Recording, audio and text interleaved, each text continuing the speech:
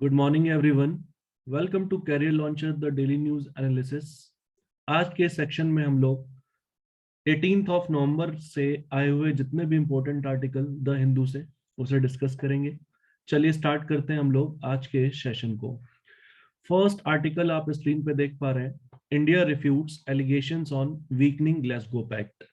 इसी के ऊपर यहाँ पर जैकब कौशी और सुहासिनी हैदर के द्वारा ये आर्टिकल लिखा गया है कि किस तरीके से इंडिया को कल्प्रिट बनाया जा रहा है ग्लासगो पैक्ट को वीक करने के लिए। तो इससे पहले कि हम लोग इस कंटेक्स्ट को समझें इस आर्टिकल के, उससे पहले हम लोग कुछ बेसिक बातें जान लेते हैं अपने एग्जाम पॉइंट ऑफ व्यू से।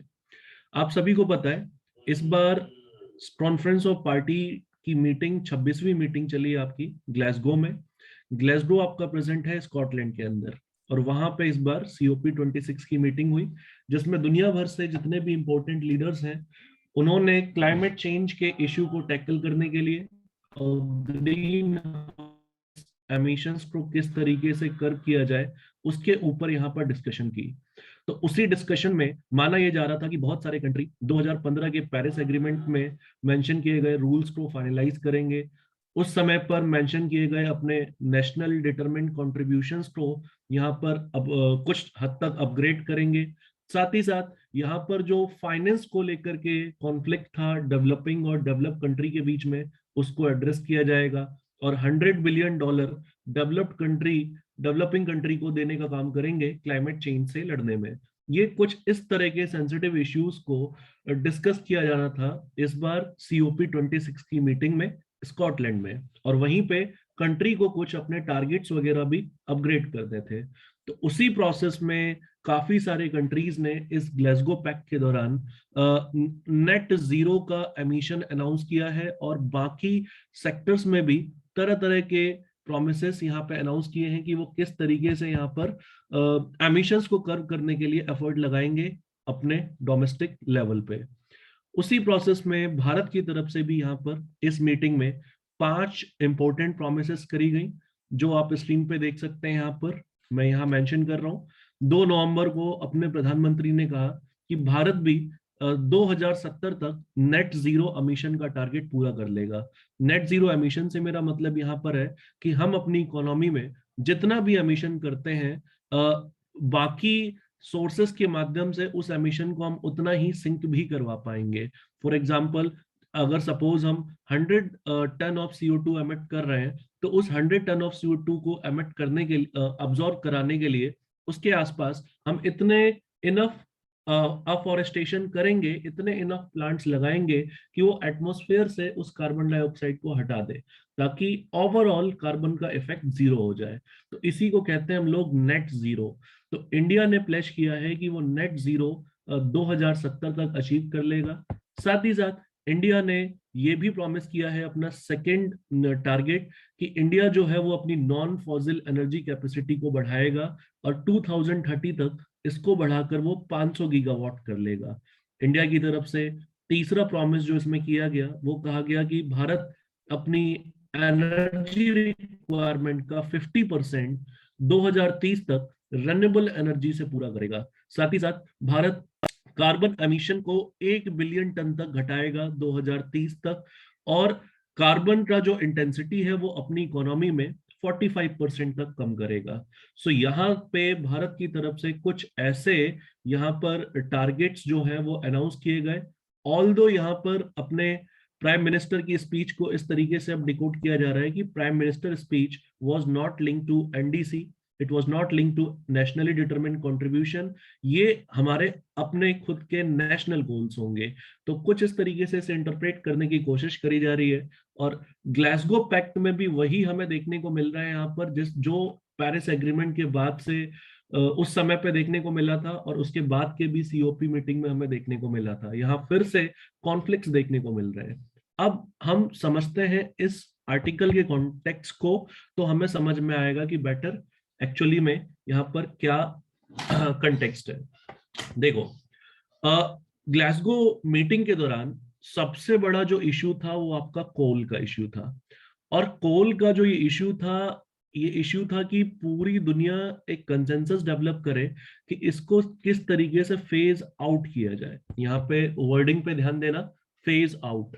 कोल के ऊपर इस तरह का कंसेंसस बनाना था कि इसको फेज आउट किया जाए, लेकिन यहां पर भारत की तरफ से जब प्रॉमिस किया गया कि इंडिया जो है वो कोल को फेज डाउन करेगा, स्लोली एंड स्टेडीली भारत कोल को फेज डाउन करेगा, तो फिर उसके बाद इस तरीके से इल्जाम लगाया जा रहा है यहाँ पर कि भारत सीरियस नहीं है उतना अधिक ग्लासगो पैक्ट को लेकर के, जहां पे कोल एमिशंस को कंप्लीटली हटाने की बात कही जा रही है, और इसलिए भारत इस पैक्ट को वीक कर रहा है, क्योंकि भारत फेज आउट की जगह फेज डाउन जैसी वर्डिंग का इस्तेमाल कर रहा है।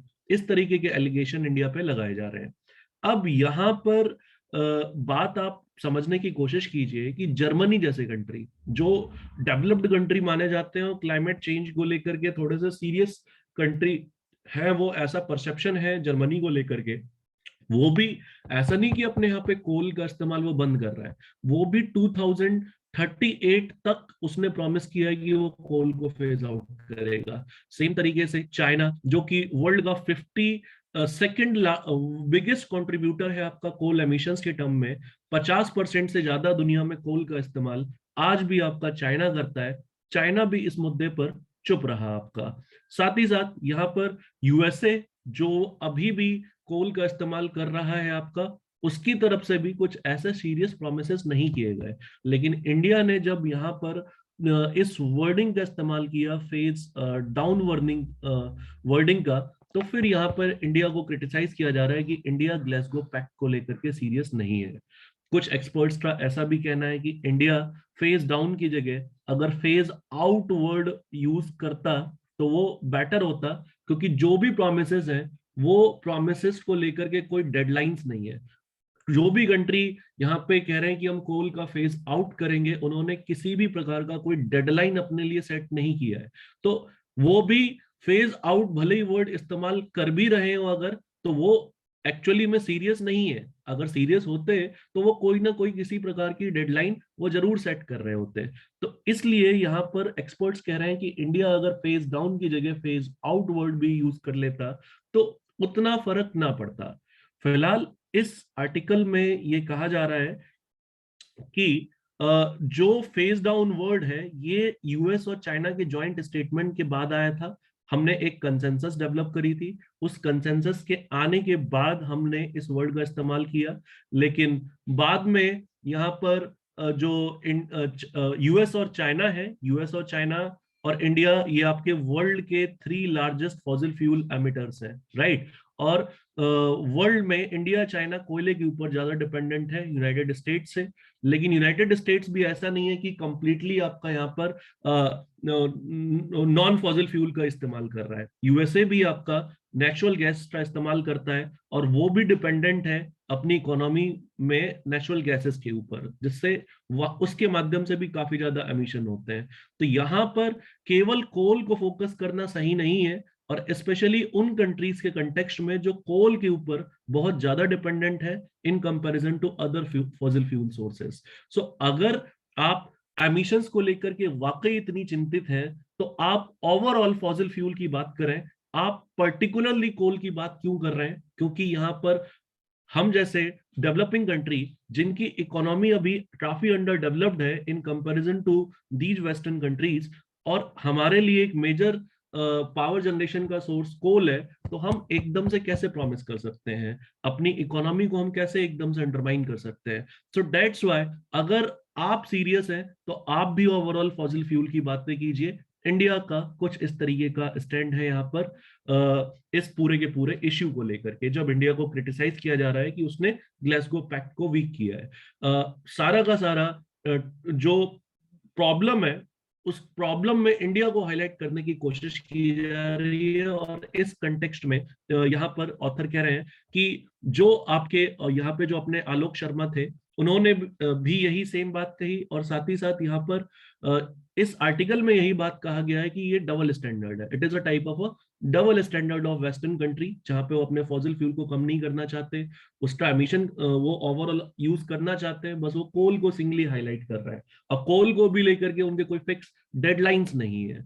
सो इसी इश्यू को इंडिया हाईलाइट कर रहा है, इन्हीं आर्गुमेंट्स को देकर के इंडिया डिफेंड कर रहा है अपने आप को, और साथ ही साथ इंडिया तो ये भी रिमाइंड करा रहा है कि हमने अपने लिए सीरियस टारगेट डिसाइड करे हुए हैं और ये हमारे नेशनल गोल्स हैं, और it should not be link to NDCs, इस तरह की बातें भी करी जा रही हैं। तो ओवरऑल आप देख रहे हैं कि ग्लासगो पैक्ट के बाद जिस तरीके से हर बार सीओपी की मीटिंग होती है क्लाइमेट चेंज को लेके, तो इस तरह के कॉन्फ्लिक्ट्स अराइज होते हैं, और यहाँ पे भी हमें उसी प्रकार के कॉन्फ्लिक्ट्स अराइज होते हुए यहाँ पे आप समझ सकते हैं, इसको देख सकते हैं।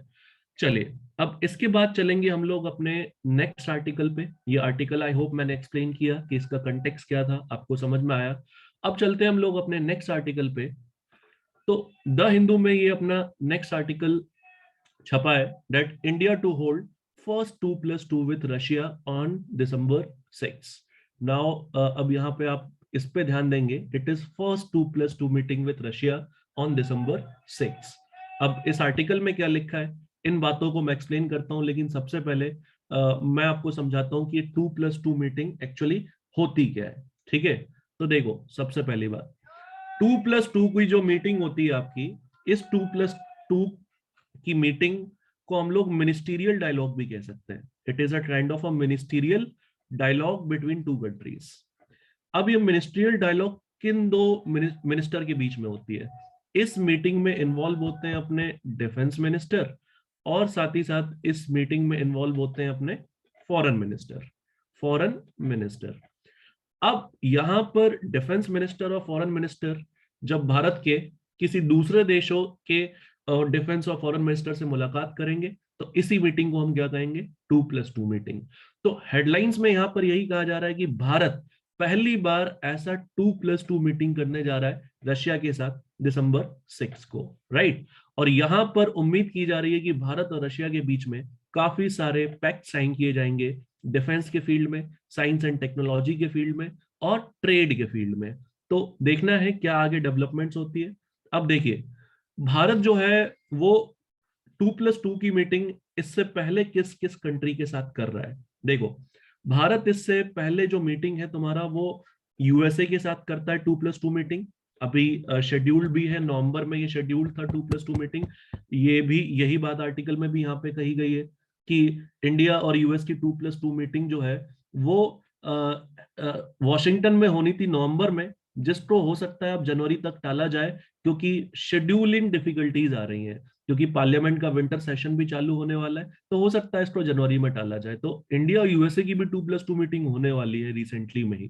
ठीक है, अब इंडिया 2+2 की मीटिंग यूएस के साथ करता है, ऑस्ट्रेलिया के साथ करता है, और फिर आपका जापान के साथ करता है। इनके साथ यहाँ पर इंडिया इस तरह की मीटिंग को होल्ड करता है। अच्छा, अब इंडिया रशिया के साथ जब ये मीटिंग कर रहा है, तो ध्यान देने वाली इंटरेस्टिंग बात यह है कि Russia is the first non quad country. Russia is the first non quad country जिसके साथ भारत ये मीटिंग कर रहा है यहाँ पर, राइट।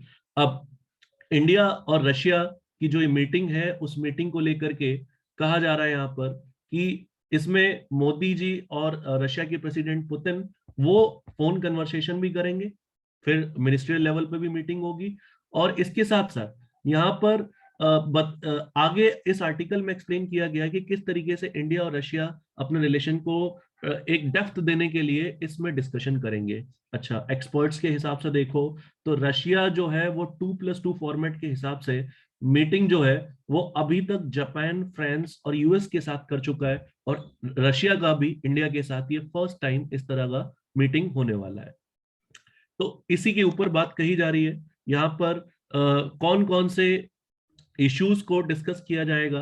तो यहाँ पर देखो, the most closely watched will be defence agreement. सबसे ज्यादा जो ध्यान दिया जाएगा वो डिफेंस एग्रीमेंट्स के ऊपर ध्यान दिया जाएगा, क्योंकि आपको पता है अभी रिसेंटली में इंडिया में इस मीटिंग से पहले S-400 मिसाइल सिस्टम जो है उसको सप्लाई किया जा रहा है, राइट। साथ ही साथ यहाँ पर यह भी फोकस किया गया है कि इंडिया का जो परचेज है ये $5.43 बिलियन का, ये टाइमली पूरा हो सके। दूसरी बात, यूएस सैंक्शंस जो काटसा का इशू था उसको लेकर के भी कुछ ना कुछ यहाँ पर डिस्कशन देखने को मिल सकता है, राइट। और साथ ही साथ यहाँ पर जो एडिशनल सुखोई विमान है उसकी डील, MiG-29 जेट्स की डील, और T-90 टैंक्स को लेकर के भी यहाँ पर इसके सप्लाई को लेकर के भी चीजों को डिस्कस किया जा सकता है।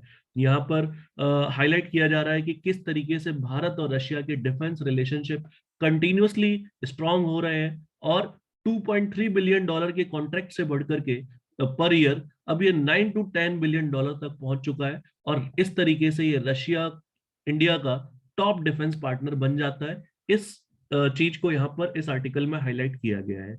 इस में दो मेजर डिफेंस डील्स की भी बात करी गई है, जैसे AK-203 असॉल्ट राइफल की, जिसको लेकर के भी डिस्कशन की जा सकती है। साथ ही साथ KA-226-2 का इशू भी यहाँ पर जो है वो डिस्कस किया जाएगा। तो इन सब ओवरऑल जो ये 2+2 मीटिंग होगी, इसमें सबसे बड़ा फोकस रहेगा आपका डिफेंस पैक्ट्स को लेकर के। अच्छा, कुछ बातें आपको ध्यान रखनी चाहिए जो एग्जाम पॉइंट ऑफ व्यू से इंपॉर्टेंट है। जैसे फर्स्ट पॉइंट में यहाँ पे अलग से हाईलाइट करूं तो आपसे पूछा जा सकता है कि इंडिया का लार्जेस्ट डिफेंस पार्टनर कौन है। आपसे पूछा जा सकता है कि इंडिया का लार्जेस्ट डिफेंस पार्टनर कौन है। So now you know the answer, largest defence partner is Russia. फिर उसके बाद रशिया और इंडिया के रिलेशन को अगर आप देखें तो काफी स्ट्रांग है। Russia supports India for it permanent membership at United Nation Security Council. फिर उसके बाद दोनों कंट्री ने ट्रेड इशू को लेकर के भी अपना बायलैटरल रिलेशन स्ट्रेंथन करने को हमेशा कोशिश की है, और साथ ही साथ ये टारगेट भी है कि 2025 तक दोनों देशों के बीच में 30 बिलियन यूएस डॉलर का टारगेट संभव हो पूरा किया जा सके। तो ट्रेड को बढ़ाने को लेके भी यहाँ पे बात चल रही है। साथ ही साथ दोनों कंट्री के बीच में north south transport corridor cooperation, Eurasian economic union, और चेन्नई से लेके व्लादिवोस्तोक मैरीटाइम कॉरिडोर, इनको डेवलप करने को लेकर के भी डिस्कशंस चलती रहती हैं। भारत के जो स्पेस प्रोग्राम्स हैं उसमें भी रशिया हेल्प करता है। तमिलनाडु में जो कुंडनकुलम न्यूक्लियर प्लांट था वो भी रशिया की कोऑपरेशन के साथ बनाया जा रहा है। और आपने कोविड 19 के पीरियड के समय पे भी देखा आपने कि किस तरीके से इंडिया ने भारत रशिया के स्पुतनिक 5th वैक्सीन को भी यहाँ पर अप्रूवल दी, और ये 3rd वैक्सीन थी जिसे इंडिया ने अप्रूव किया था कोवैक्सीन और कोविडशील्ड के बाद। तो इस तरीके से आप समझ सकते हैं कि इंडिया और रशिया काफी सारे एरियाज में काफी डीपली इंगेज्ड है यहाँ पर, और उसी कंटेक्स्ट में इस एंगेजमेंट को और गहराई देने का काम करेगा ये 2+2 मीटिंग जो होने वाला है आपका 6 दिसंबर को दो देशों के बीच में। सो आई गेस आपको ये इश्यू समझ में आया। चलिए, अब इसके बाद चलते हैं हम लोग अपने आज के अगले आर्टिकल पर। अगला आर्टिकल जो है आपका स्क्रीन पे दिख रहा है आपको, ये है हेडलाइंस आप पढ़ पा रहे हैं, Maldives rejects India out campaign, right. तो इसको समझते हैं कि ये क्या है, what is Maldives rejects India out campaign. तो देखो यहाँ पर कंटेक्स्ट में आपको बताऊं, कंटेक्स्ट क्या है यहाँ पर। मालदीव्स में काफी सारे प्रोटेस्ट होते रहते हैं इंडिया के अगेंस्ट, ठीक है, जहां पे वहां के लोग अक्सर सड़कों पर फ्लैग लेकर के, पोस्टर्स लेकर के निकलते हैं, और उन पोस्टर्स पर कुछ ऐसी बातें लिखी होती हैं कि यहाँ पर इंडिया का प्रेजेंस हमें बिल्कुल भी नहीं चाहिए। इंडिया के अगेंस्ट कंटिन्यूअसली यहाँ पर इस तरह के प्रोटेस्ट होते रहते हैं। अच्छा, जो इस तरह के प्रोटेस्ट होते रहते हैं उसमें माना यह जाता है कि ये प्रोटेस्ट कुछ और नहीं है, चाइना फंडेड प्रोटेस्ट है। ये चाइना फंडेड प्रोटेस्ट है, और चाइना जो है वो एक परसेप्शन क्रिएट करना चाहता है लोकल मालदीवियंस में कि इंडिया जो है वो उनके लिए बुरा है, राइट। आपको पता है इस समय पर चल रही है आपकी 4th जनरेशन वॉरफेयर, और 4th जनरेशन वॉरफेयर में सबसे बड़ा रोल प्ले करता है आपका इंफॉर्मेशन। किस तरीके से मैनिपुलेट करके इंफॉर्मेशन को एक परसेप्शन बिल्ड की जाए अपने इंटरेस्ट को पूरा करने के लिए, इसी वॉरफेयर का नाम है आपका 4th जनरेशन वॉरफेयर। तो इसी 4th जनरेशन वॉरफेयर में चाइना इस टैक्टिक्स का इस्तेमाल अक्सर करता रहता है, जहां पे भी इंडिया की प्रेजेंस है और उसकी भी प्रेजेंस है, वहां पे वो इंडिया को काउंटर इस तरीके से करता है। तो इस कारण से अक्सर मालदीव्स के अंदर जो इस तरह के कैंपेन्स हैं वो इंडिया के अगेंस्ट कंटिन्यूअसली चलते रहते हैं। लेकिन रिसेंटली में यहाँ पर जो मालदीव्स की सरकार है उन्होंने वेडनेसडे को साफ साफ कर दिया, साफ साफ कह दिया कि वो स्ट्रांगली रिजेक्ट करते हैं ऐसे किसी अटेम्प्ट को जो इंडिया को लेकर के किसी भी प्रकार का फॉल्स इंफॉर्मेशन फैलाने की कोशिश करता है। सो यहाँ पर उन्होंने साफ साफ यहाँ पे देख रहे हो लिखा है कि statement issued by ministry of foreign affair said Allegations that bilateral cooperation between government of Maldives and India undermines the national security and sovereignty of Maldives are misguided.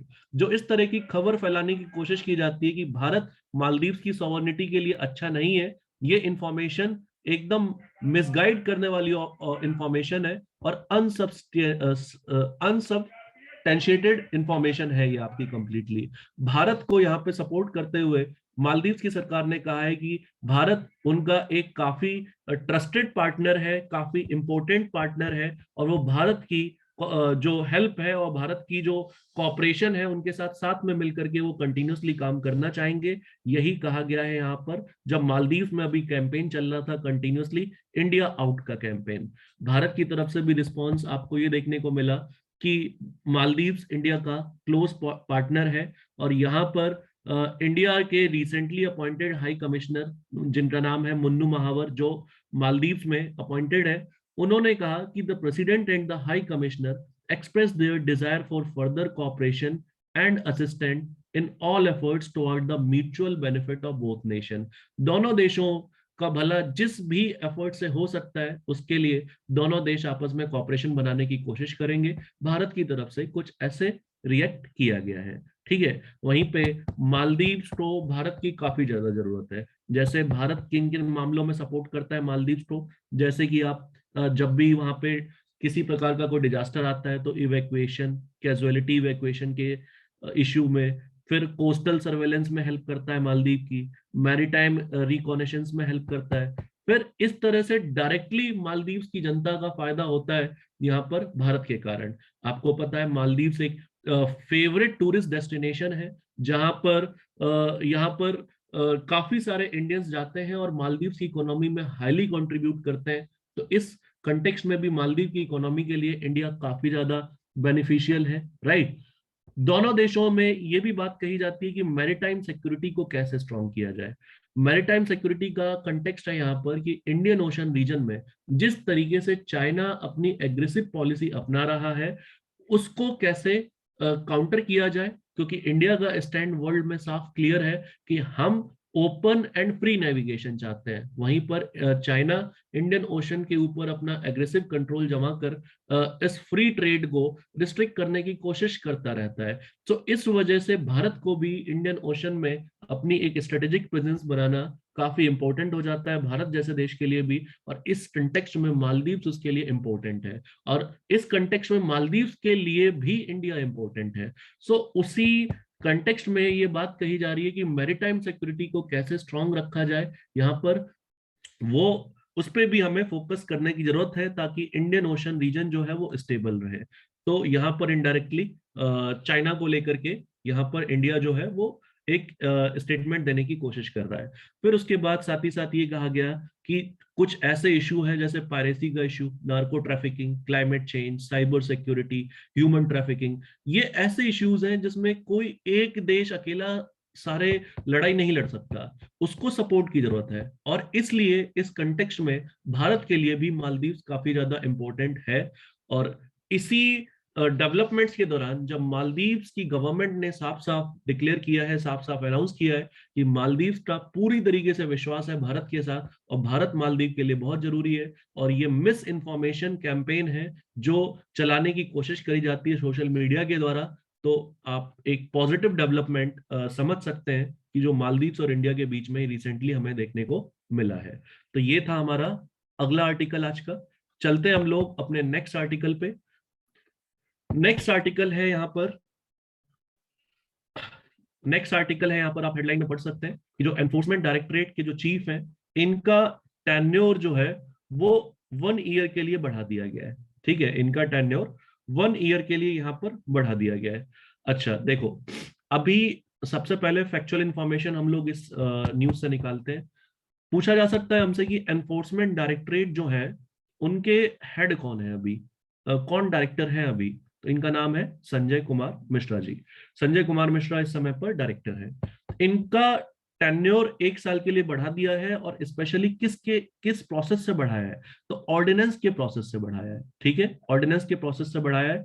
इनका पहले टेन्योर कितना था, इनका पहले टेन्योर 2 ईयर था और recently में जो अभी ऑर्डिनेंस पब्लिश किया गया तो उस ऑर्डिनेंस के अकॉर्डिंग केवल ईडी ही नहीं, ईडी के साथ साथ सीबीआई, दोनों के डायरेक्टर का टेन्योर 2 साल से 5 साल तक यहां पर किया जा सकता है। अब इस कंटेक्स्ट में अभी रिसेंटली ऑर्डिनेंस जारी किया गया था, राइट। तो वहीं पे ये आर्टिकल कह रहा है कि एनफोर्समेंट डायरेक्टरेट जो है उनका सर्विस 1 साल के लिए बढ़ा दिया गया है। अच्छा, ऑर्डिनेंस क्या होता है? तो देखो, भारत के संविधान में आर्टिकल 123 है, और आर्टिकल 123 ये कहता है कि भारत के राष्ट्रपति, अगर पार्लियामेंट नहीं चल रही हो और अगर किसी भी प्रकार से कोई रूल में बदलाव की जरूरत है, कोई न्यू लॉ को इंट्रोड्यूस करने की जरूरत है, तो भारत के राष्ट्रपति नोटिफिकेशन जारी करके यहां पर उस रूल को इंप्लीमेंट कर सकते हैं, लॉ को इंप्लीमेंट कर सकते हैं,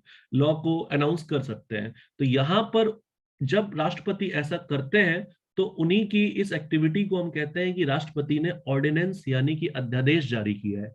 तो अभी रिसेंटली में अध्यादेश जारी करके ही यहाँ पर ईडी और सीबीआई के डायरेक्टरेट का यहाँ पर टेन्योर रिसेंटली में बढ़ाया गया था।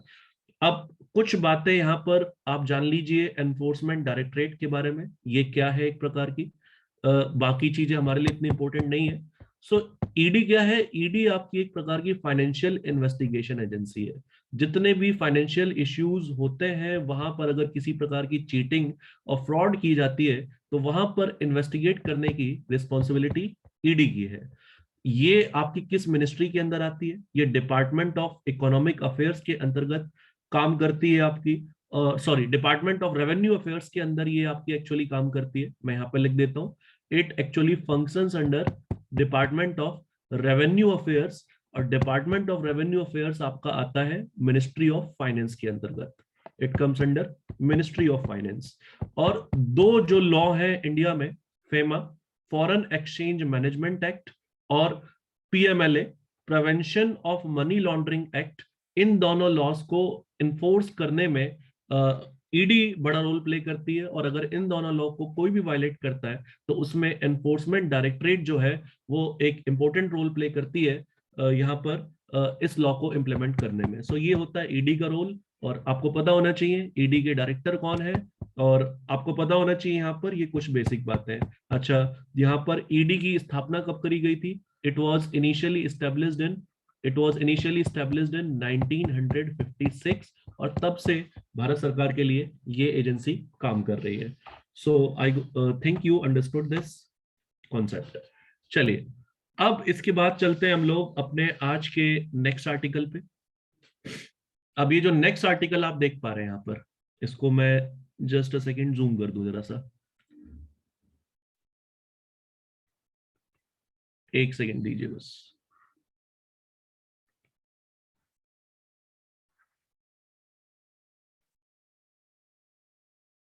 तो यहां पे आप हेडिंग में देख पा रहे हैं कि ये जो इशू है, इस इशू में ग्लोबल क्लाइमेट रिस्क इंडेक्स को यहां पर डिस्कस करने की कोशिश करी जा रही है। ठीक है, अब इस इशू में क्या कहा जा रहा है समझ। तो इस इशू में कहा जा रहा है कि जो ग्लोबल क्लाइमेट रिस्क इंडेक्स अभी रिसेंटली में पब्लिश किया गया था, ग्लोबल क्लाइमेट रिस्क इंडेक्स क्या है इसके बारे में भी मैं आपको बताऊंगा। लेकिन सबसे पहले मैं आपको एक्सप्लेन करना चाहता हूं कि कंटेक्स्ट क्या है इस आर्टिकल का, एक्चुअली इस समय पे कंटेक्स्ट क्या है। तो यहाँ पर ग्लोबल क्लाइमेट रिस्क इंडेक्स की जो मेथोडोलॉजी है क्लाइमेट रिस्क को कैलकुलेट करने की, उसके ऊपर यहाँ पर सवाल उठाए गए हैं। वहां पे कहा जा रहा है कि जो प्रेजेंट में अभी मेथोडोलॉजी यूज की जाती है वो इतनी अधिक इफेक्टिव नहीं है। तो यहीं पर इस आर्टिकल में यहाँ पे कहा जा रहा है कि रिसेंटली में बारबाडोस के प्राइम मिनिस्टर मिया मॉटली, उन्होंने 26 जो ये मीटिंग हुई COP 26 की स्कॉटलैंड के अंदर, उन्होंने पूरी दुनिया का अटेंशन अपनी ओर खींचा जब उन्होंने ये कहा कि there is we have failed, there is failure to provide critical adaptation finance as well as measuring the extent of loss caused by climate change with respect to lives and livelihoods। इनका कहना है कि जो lives and livelihoods का जो calculation हम लोग करते हैं, जो मेजरमेंट है हमारा, वो एक सही मेथोडोलॉजी नहीं है। हम लोग सही से इसको मेजर नहीं कर पा रहे हैं, और अगर हम मेजर ही नहीं कर पाएंगे सही से तो हम इस इशू के खिलाफ एक अच्छी लड़ाई लड़ भी नहीं पाएंगे। साथ ही साथ उन्होंने एडेप्टेशन फाइनेंस को भी हाईलाइट किया कि क्लाइमेट चेंज के कारण जो अडेप्ट करने का कॉस्ट बढ़ रहा है वो कॉस्ट भी सही तरीके से मेजर या एनालाइज नहीं किया गया है, और जिस तरीके से कैलकुलेशन की जा रही है एक तरीके से ये एक काफी इमोरल चीज है, राइट। उन्होंने ये भी यहाँ पे कहने की कोशिश करी है। तो समझते हैं हम लोग यहाँ पर कि एक्चुअली क्यों उनके द्वारा ऐसी बात कही जा रही है और वो क्यों इस तरह के मेजरमेंट को इनइफेक्टिव मानती है। ऑथर ने इस आर्टिकल में उसी चीज को यहाँ पर एक्सप्लेन करने की कोशिश की है। ठीक है, तो देखो यहाँ पर अपनी यूनाइटेड नेशंस के अंदर काम करती है inter governmental panel on climate change, IPCC. इसी के द्वारा डिफाइन किया जाता है कि व्हाट इज क्लाइमेट रिस्क। ठीक है, यही डिफाइन करता है कि लाइवलीहुड के ऊपर किस तरह का अनफेवरेबल इम्पैक्ट पड़ेगा अगर क्लाइमेट चेंज इसी तरीके से चलता रहा। क्लाइमेट चेंज का एनवायरमेंटल कॉन्टेक्स्ट में नुकसान, सोशल, इकोनॉमिकल, पॉलिटिकल और कल्चरल कंडीशंस में जो अनफेवरेबल इम्पैक्ट्स पड़ेंगे वो किस प्रकार से पड़ेंगे उसको यहाँ पे हाईलाइट करने की कोशिश करता है आईपीसीसी। लेकिन ये कहा जा रहा है इसके बारे में कि quantitatively it is the product of probability of climate event occurring and its adverse consequences. हाल फिलहाल में डिस्कशंस में कहा जा रहा है कि जो ग्लोबल क्लाइमेट रिस्क इंडेक्स है जिसको पब्लिश किया जाता है जर्मन वॉच के द्वारा, जो कि एक नॉन प्रॉफिट ऑर्गेनाइजेशन है जिसने अभी जनवरी 2021 में भी अपनी रैंकिंग जारी करी थी, ये बेस्ड है, it is based on the impact of extreme weather event, जिसको लेके कमेंट करता रहता है कि एक्सट्रीम वेदर इवेंट का क्या इम्पैक्ट किस कंट्री के ऊपर पड़ेगा। इसके लिए सोशियो इकोनॉमिक डाटा का इस्तेमाल करता है, 2000 से लेके 2019 के बीच के डाटा का इस्तेमाल करता है किसी भी कंट्री के ऊपर क्लाइमेट का एडवर्स इम्पैक्ट को जज करने के लिए। तो यहां पर जो रैंकिंग्स इसलिए जारी करी जाती है ताकि कंट्रीज को चेतावनी दी जा सके कि वो अपना एफर्ट बढ़ाएं, क्लाइमेट चेंज के फील्ड में अपना एफर्ट बढ़ाएं, ताकि वो इस तरह के थ्रेट को अवॉइड कर सकें जो उनको फ्यूचर में फेस करना पड़ सकता है। तो ग्लोबल क्लाइमेट रिस्क इंडेक्स इस पर्पस से हर साल ये रैंकिंग जारी करता है। देखो आपके लिए एग्जाम पर्सपेक्टिव से इंपॉर्टेंट है ये जानना कि इस इंडेक्स को पब्लिश कौन करता है। जर्मन वॉच क्या है, एक प्रकार का ये एनजीओ है, और ये क्या रिपोर्ट पब्लिश करता है, ये रिपोर्ट में बताता है कि किस कंट्री के ऊपर क्लाइमेट चेंज का कितना नेगेटिव इम्पैक्ट पड़ेगा। और इसके लिए ये सोशियो इकोनॉमिक डाटा गैदर करता है ईयर 2000 से 2019 के बीच का, और कंट्री को इस तरीके से वार्निंग देता है इस तरह का रिपोर्ट। अब यहाँ पे कहा जा रहा है कि ये इंडेक्स जो है ये हिस्टोरिकल डाटा का इस्तेमाल करता है, और ये लीनियर फोरकास्ट की कैलकुलेशन में फ्यूचर क्लाइमेट का रियल इम्पैक्ट क्या होगा उस कैलकुलेशन में इस तरह के डाटा इनफ नहीं है। इस तरह के डाटा इनफ नहीं है इस कंडीशन को एक्सप्लेन करने के लिए क्लाइमेट चेंज का नेगेटिव इम्पैक्ट वाकई में कितना पड़ेगा। तो इसकी कैलकुलेशन एक्चुअली सही नहीं है। देखो जीसीआरआई, ये जो ग्लोबल क्लाइमेट रिस्क इंडेक्स है, ये 4 की इंडिकेटर्स को शामिल करके, कंसिडर करके यहाँ पर ये डाटा प्रिपेयर करता है अपनी। कौन कौन से 4 इंडिकेटर? नंबर ऑफ डेथ्स पर 1 लाख इनहेबिटेंट्स, तीसरा है sum of losses in purchasing power parity, और चौथा है losses per unit of GDP. ये 4 इंडिकेटर्स का इस्तेमाल करता है global climate risk index ranking देने के लिए कि किस कंट्री कितना थ्रेट फेस कर रहा है, कौन सी कंट्री कितना थ्रेट फेस कर रही है। इसमें कहा जा रहा है कि इसमें से 2 इंडिकेटर देखो तो 2 तो एब्सोल्यूट इंडिकेटर है। एब्सोल्यूट इंडिकेटर कौन से? नंबर ऑफ डेथ और नंबर ऑफ डेथ पर 1 लाख इनहेबिटेंट। लेकिन बाकी के 2 इंडिकेटर जो है वो काफी रिलेटिव है, उसमें आप श्योरिटी के साथ बात नहीं कर सकते, उसमें कोई एग्जैक्ट डाटा नहीं है हमारे पास। सो दैट्स व्हाई वो 2 इंडिकेटर्स जो है वो काफी रिलेटिव इंडिकेटर्स है। साथ ही साथ जो जीसीआरआई है ये पूरी तरीके से एक रैशनल रिपोर्ट तैयार नहीं करता है, क्योंकि ये जो है वो मैक्रो इंडिकेटर्स, जिन इंडिकेटर्स को सिलेक्ट कर रहे हैं वो ही अपने आप में पूरी तरीके से कंप्लीट रैशनल नहीं है, ये कहा जा रहा है यहाँ पर। दूसरी बात ये कहा जा रहा है कि मैक्रो इंडिकेटर्स जो होने चाहिए, जो कंपोजिट इंडिकेटर्स इस्तेमाल किए जाने चाहिए, वो मैक्रो इंडिकेटर्स इस तरीके से तैयार किए जाने चाहिए कि उसमें काफी सारे छोटे छोटे माइक्रो इंडिकेटर्स को कंसिडर किया जा सके।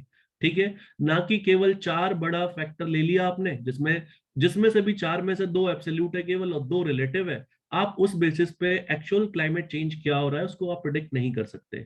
ठीक है, तो यहाँ पर कहने की कोशिश ये की जा रही है कि काफी छोटे छोटे की माइक्रो इंडिकेटर, जैसे कि total number of people injured, ये भी आपको कंसीडर करना पड़ेगा, loss of life stock, loss of public private infrastructure, crop loss, और इस तरीके के बाकी के पैरामीटर्स भी जब तक आप कंसीडर नहीं करोगे तब तक आप क्लाइमेट चेंज से होने वाले लॉस को कैसे बेटर प्रिडिक्ट कर सकते हो। तीसरी बात, इंडेक्स जो है यहाँ पर, this index account for information on whether related events like storm, flood, temperature extreme and mass movement. इनके बारे में तो ये इंडेक्स बात करता है, स्टॉर्म, फ्लड, टेम्परेचर और मास मूवमेंट के बारे में तो बात करता है, लेकिन ये इंडेक्स ऑमिट कर देता है बाकी के इंसिडेंट को, जैसे कि अर्थक्वेक, वोल्केनिक एरप्शन, सुनामी, जो कि ट्रिगर्ड हो सकते हैं पोटेंशियली क्लाइमेट चेंज की वजह से भी। तो यहां पर इन सबको इग्नोर किए बिना ओवरऑल आप एक इफेक्टिव क्लाइमेट चेंज के ऊपर रिपोर्ट कैसे प्रिपेयर कर सकते हो, इसी के ऊपर सवाल उठाए गए हैं ग्लोबल क्लाइमेट रिस्क इंडेक्स के इस कैलकुलेशन मेथड के ऊपर भी।